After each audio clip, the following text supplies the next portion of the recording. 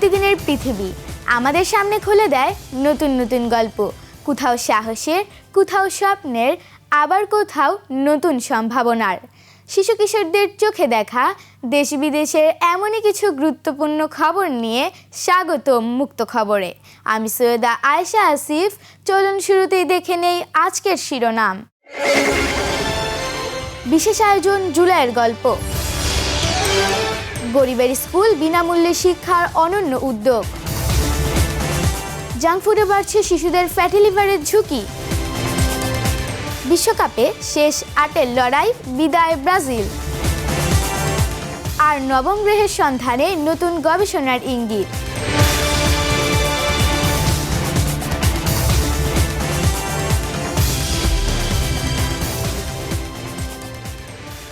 চলুন শুরু করি আজকের মুক্ত খবর।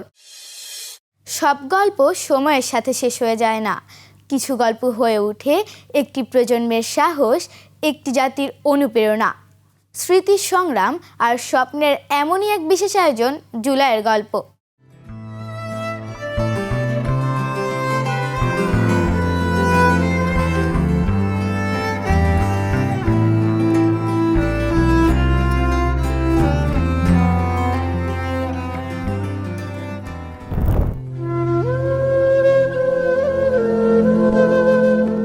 একটি ঘর যেখানে সময় যেন আর এগোয় না। পড়ার টেবিলে এখনো গুছিয়ে রাখা বই, এক কোণে ঝুলছে কালো রঙের একটি স্কুল ব্যাগ। মনে হয় এই বুঝি দরজা খুলে ভেতরে ঢুকবে একটি কিশোর, ব্যাগটা নামিয়ে রেখে বলবে, মা আমি এসেছি। কিন্তু সেই ডাক আর শোনা যায় না। ফিরে আসে না সাভার ডেইরি ফার্ম উচ্চ বিদ্যালয়ের ১০ম শ্রেণীর ছাত্র আলিফ আহমেদ সিয়াম, যার স্বপ্ন ছিল একদিন পাইলট হয়ে আকাশ ছোঁয়া। কিন্তু একটি অস্থির সময়, একটি গুলি চিরদিনের জন্য বদলে দেয় একটি পরিবারের জীবন। ২০২৪ সালের ৫ আগস্ট সকাল।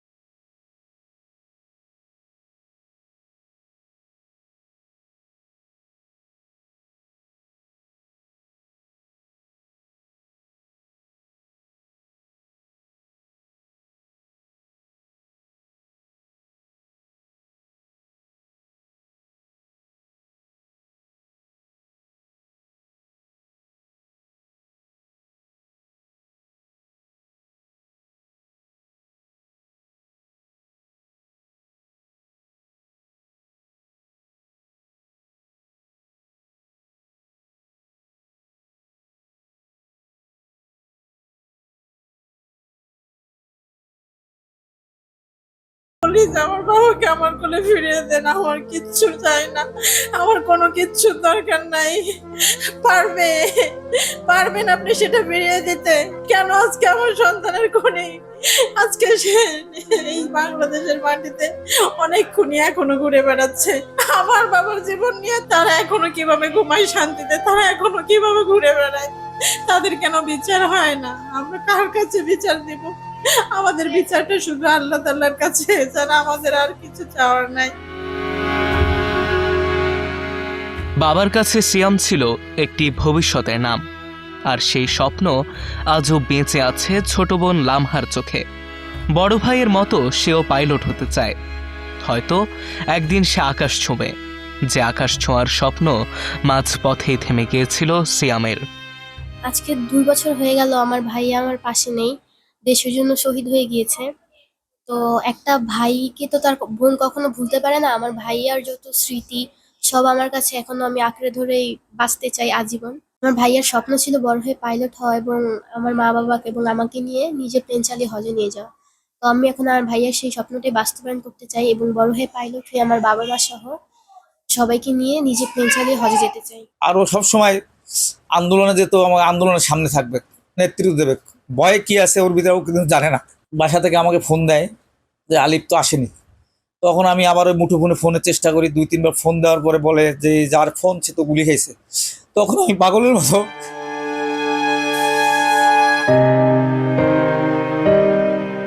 একটি স্কুল ব্যাগ, কিছু বই, একটি খালি চেয়ার আর একটি ঘর, যেখানে সময় যেন এখনো থেমে আছে। 2 বছর পরও সিয়ামের গল্প শেষ হয়নি, কারণ কিছু মৃত্যু শুধু একজন মানুষকে হারায় না, নীরব করে দেয় একটি পরিবার। তবুও স্বপ্ন বেঁচে থাকে একজন মায়ের অশ্রুতে, একজন বাবার নীরবতায়, একটি ছোট বোনের চোখে আর স্মৃতির ভেতর। মোহাম্মদ জাফির হাসান, মুক্ত খবর, 21 টেলিভিশন।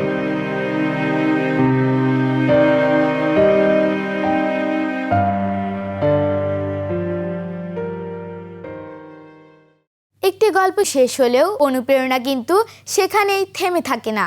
বিরতির পর থাকছে এক তরুণের অসাধারণ উদ্যোগ, শিশুদের স্বাস্থ্য নিয়ে গুরুত্বপূর্ণ প্রতিবেদন এবং আরও অনেক কিছু। কোথাও যাবেন না, দেখছেন মুক্ত খবর।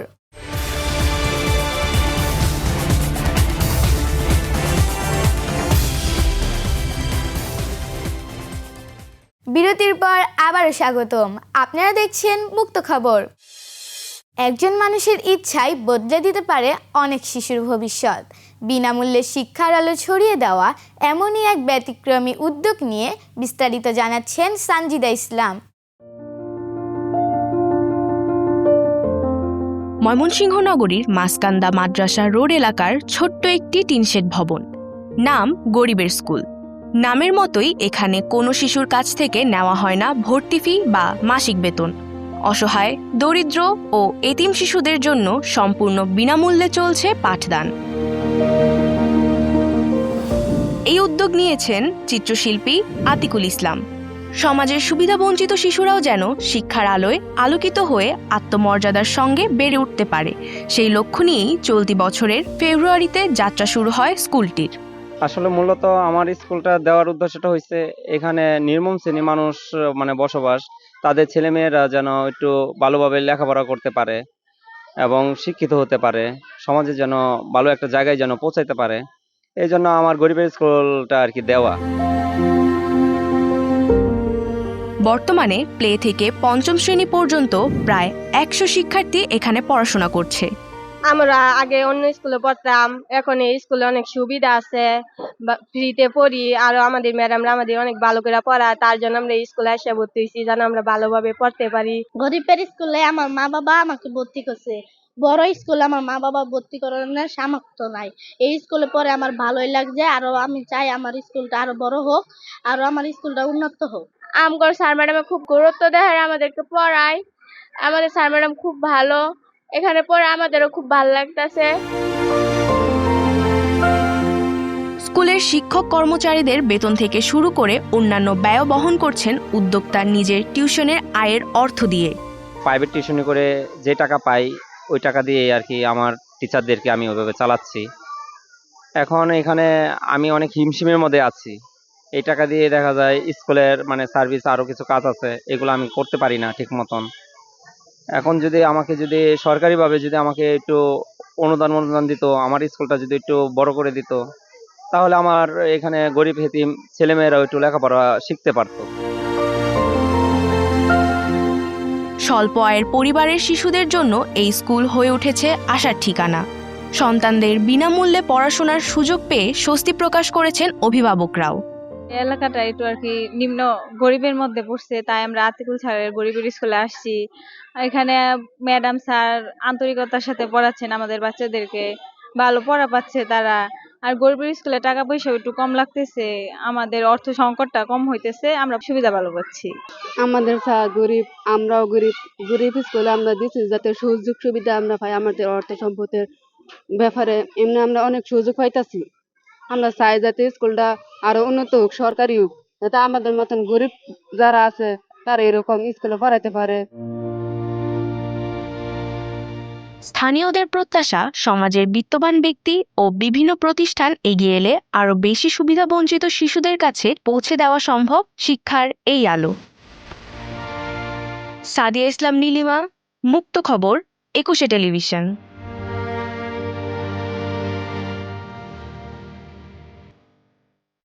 রঙিন মোড়ক আর মুখরোচক স্বাদ, শিশুদের টানলেও অস্বাস্থ্যকর খাবার নীরবে তৈরি করছে বড় স্বাস্থ্য ঝুঁকি।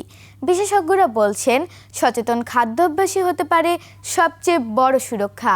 বিস্তারিত জানাচ্ছে আফরাইদা পৃথিয়া। রঙিন মোড়ক আর মুখরোচক স্বাদের কারণে জাঙ্ক ফুডের প্রতি শিশুদের আগ্রহ দিন দিন বাড়ছে।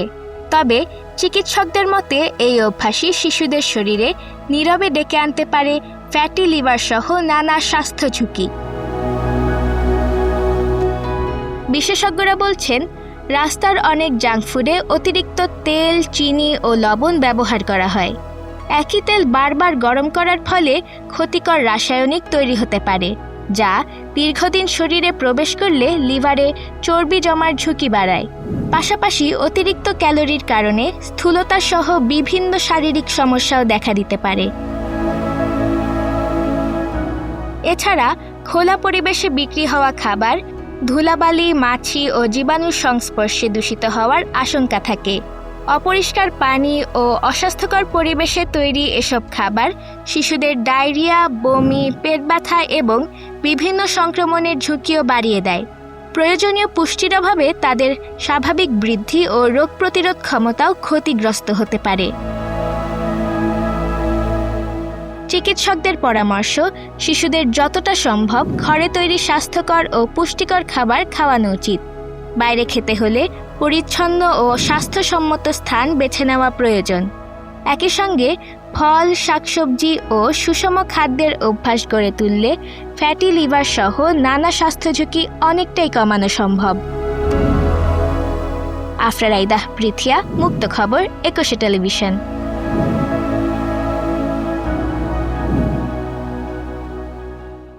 ছোট্ট বিরতির পর থাকছে বিশ্বকাপের উত্তেজনা আর মহাকাশের নতুন রহস্যের গল্প। স্টে উইথ মুক্ত খবর।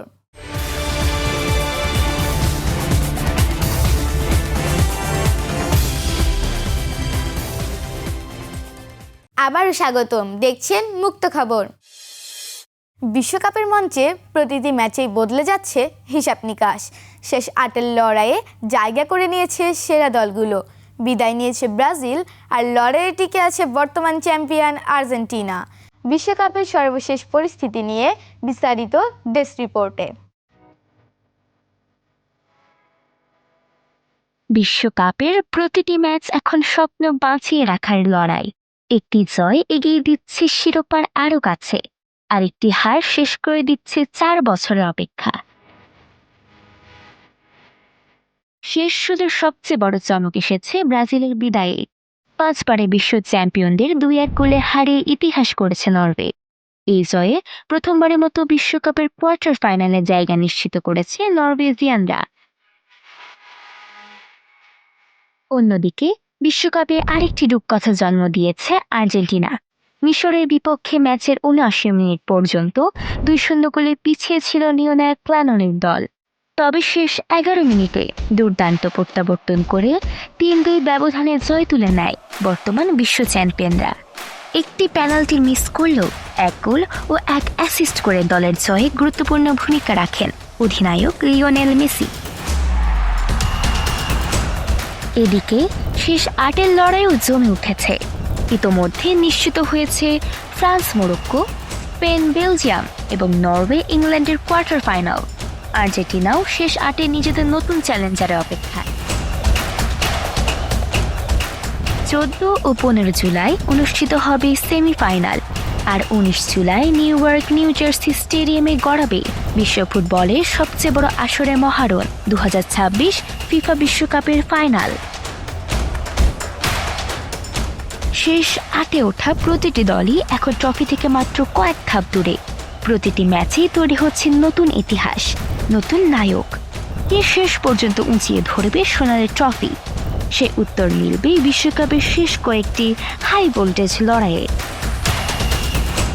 বেহসারিন হাসান তারফি, মুক্ত খবর, একুশে টেলিভিশন।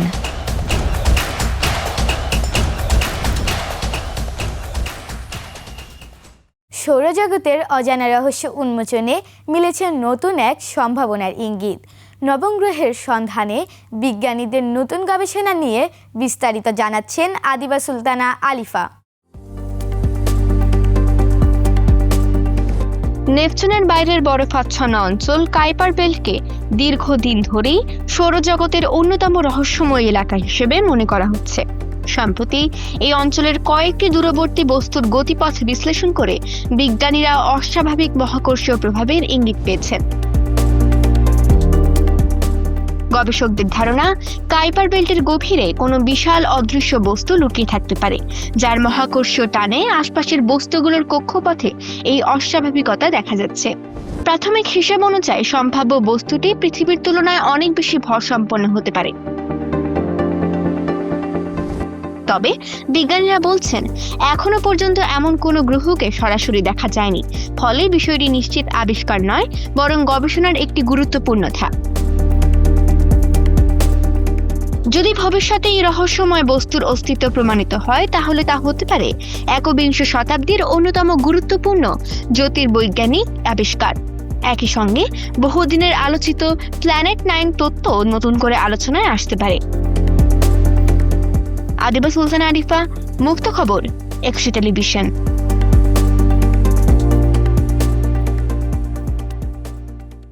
আজকের আয়োজনে আমরা দেখলাম সাহসের গল্প, মানবতার গল্প, সচেতনতার বার্তা, খেলার রোমাঞ্চ আর বিজ্ঞানের নতুন সম্ভাবনা।